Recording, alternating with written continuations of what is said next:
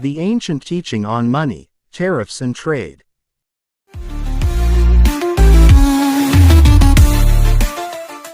One. Money and virtue. Ancient Stoicism, as taught by thinkers like Epictetus, Seneca, and Marcus Aurelius, held that virtue was the only true good. Money, by contrast, was seen as an indifferent, neither good nor evil in itself. It could be used wisely or foolishly, depending on the character of the person. A Stoic would not pursue wealth for its own sake, but neither would he reject it outright, provided its acquisition did not compromise virtue or self-control.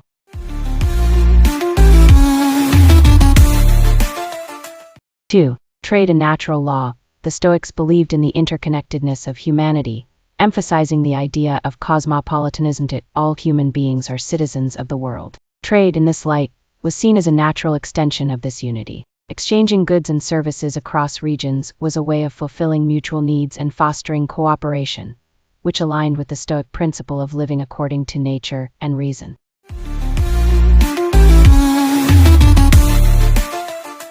3. Tariffs and justice. When it came to tariffs or imposed restrictions on trade, Stoics would examine such policies through the lens of justice and fairness. If a tariff served to exploit or oppress others unjustly, it would be considered contrary to Stoic ethics. However, if tariffs protected the well-being of a community without infringing on the rights or dignity of others, a Stoic might accept them as a rational regulation within the polis.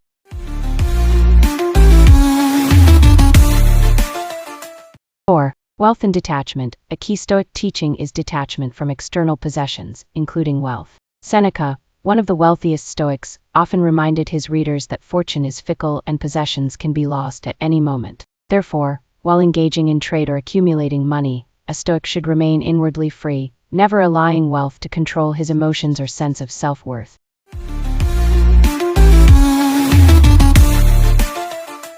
5. Economic inequality.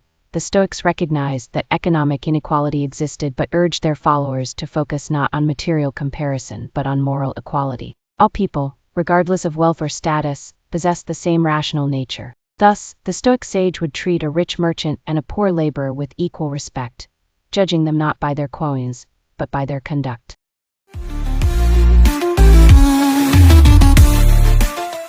6. Commerce and self-sufficiency.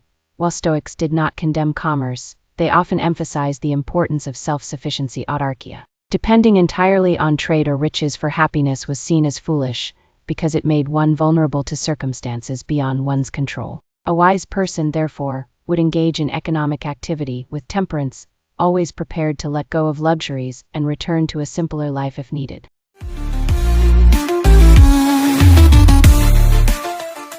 7. The ethical merchant. Finally, the ideal Stoic merchant would view trade as a means of serving the community and upholding virtue. Profits would not be sought through deception or greed but through honest exchange and mutual benefit. In this way, commerce could be a domain not of vice, but of virtue and opportunity to practice wisdom, justice, and moderation even in the marketplace.